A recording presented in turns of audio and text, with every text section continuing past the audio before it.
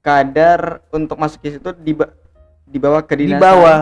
dan TNI Polri. Iya, sehingga lebih gampang sebenarnya. Lebih mudah ya. Lebih mudah CPNS ini untuk kita gembleng mereka. Berarti SLI selama ini masih menciptakan PNS lah ya. Yang Sebenarnya masuk ke- PNS ini tambahan. Awalnya kita nggak pernah pegang CPNS ini karena kita kan TNI Polri dan kedinasan. Aha, Ketika ada CPNS yang pertama 2018 di 2018 ya. 2018 saya lihat di koran atau di media massa Ya. seperti contohnya Provinsi Nangro Aceh Darussalam, Aha. tidak satu pun yang lolos SKD. Wah, itu masih ada korannya itu sebenarnya. SKD loh. Iya, SKD.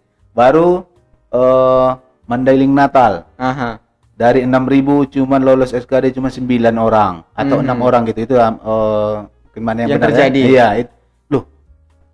Ini sesuatu yang gampang tapi karena tidak dipersiapkan, iya, pasti gagal semua. Apa? Akhirnya pemerintah waktu itu Ya. menurunkan grade-nya untuk CPNS masuk kan? gitu. Sehingga ada pilihannya waktu itu. Sehingga peraturan pemerintah itu ada 2 jadinya. Ada P1, P2 jadinya dia. Kalau itu saya belum baca itu, Ah. jadi kurang tahu soal itu.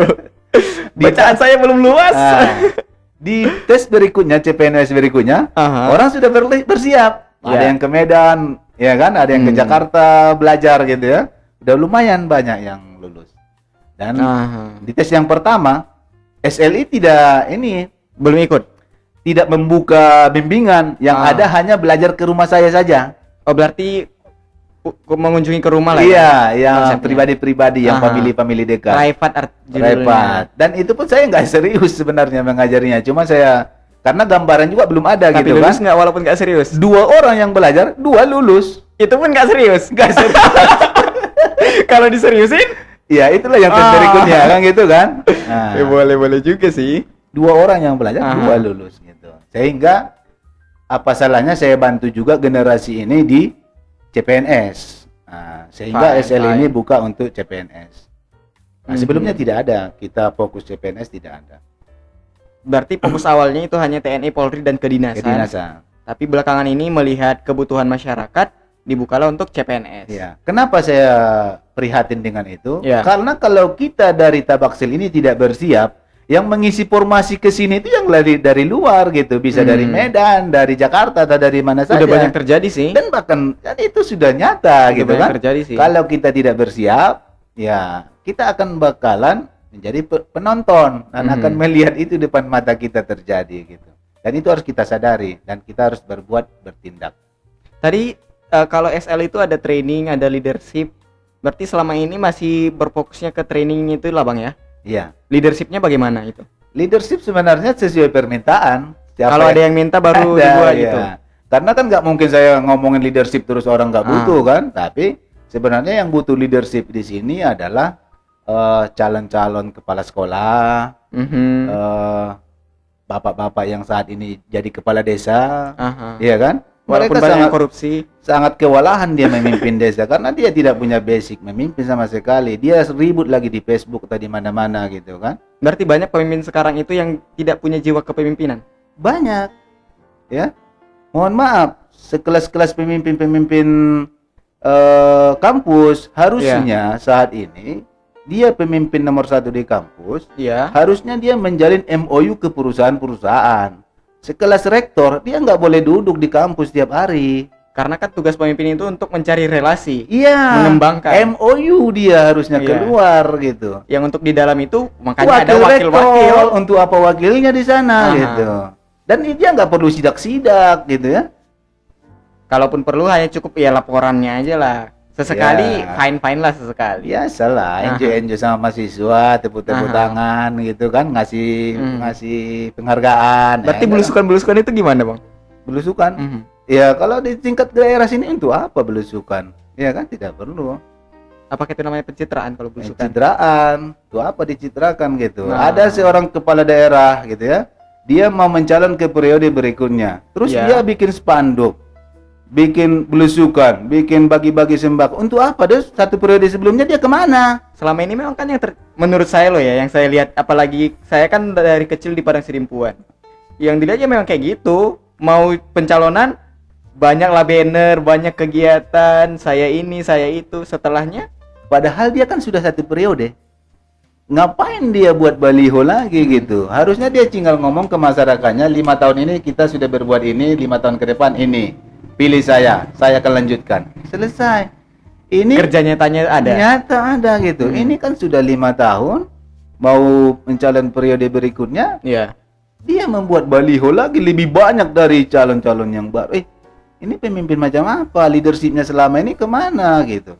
Itu harus perlu dipertanyakan. Karena kan leadership itu juga banyak macam-macamnya sih. Banyak. Ada yang demokratis, ada yang macam-macam lah.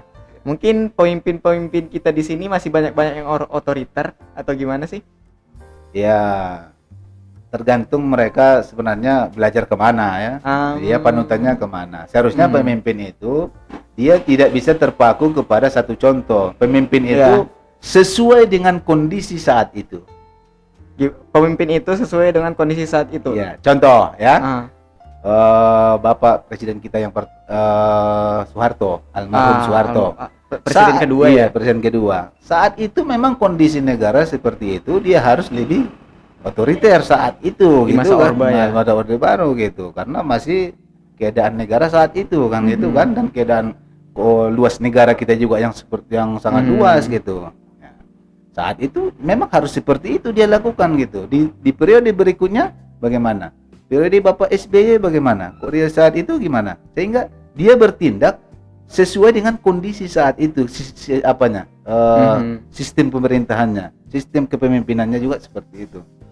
Artinya sama dong dengan prinsip saya dulu belajar kayak ini. Likul lima maqamin maqal wa likul lima maqalin maqam. Setiap perkataan ada tempat, setiap tempat ada perkataan. Analoginya berarti kiasannya setiap masa ada pemimpin, setiap pemimpin ada masanya. Iya. Kurang lebih gitu ya, Bang ya. Itu harus sesuai dengan yang dia lakukan gitu. Ya. Ya. Setiap perkataan kita itu harus sesuai dengan apa yang kita laksanakan. Ya. Sesuai ucapan, tindakan. Ya, integritas. Oh, itu yang dikatakan dengan integritas ya. Ya. Ketika dia sudah berbeda apa yang dia katakan, apa tindakan dia di luar gitu kan, integritasnya dipertanyakan gitu. Itulah yang munafik. Ya. Dan kelihatannya sih banyak orang-orang yang leadershipnya kurang lebih seperti itu ya. Kemungkinan loh ya. Kemungkinan. Kenapa orang-orang besar, tokoh-tokoh tidak diizinkan Tuhan dia bicara di publik? Karena tidak sesuai apa yang dia lakukan dengan apa ilmunya, apa yang dia lakukan gitu. Harusnya banyak tokoh dong yang bisa bicara di publik ini, yang mengajak kebaikan kepada kita gitu. Harusnya. Dan gitu. Itu didengarkan oleh halayak ramai. Iya. Kalau tokohnya itu berbicara. Kenapa banyak profesor di Indonesia ini tidak muncul dia bisa bicara di depan publik yang itu kan? Karena tidak diizinkan sama yang Maha Kuasa. Karena sih nggak maksud saya itu. Karena tidak kesesuaian antara perbuatan dengan tindakan mereka gitu. Harusnya bisa dong mereka mengajak kita, bisa dong mereka menjadi khatib mimbar Jumat misalnya. Harusnya sekelas-kelas doktor gitu kan. Tapi kan tidak semua bisa gitu. Tidak diizinkan sama yang Maha Kuasa. Kenapa? Mungkin masih ada lagi hal-hal yang dia lakukan, tindakan dia tidak sesuai dengan yang akan dia bilang. Iya.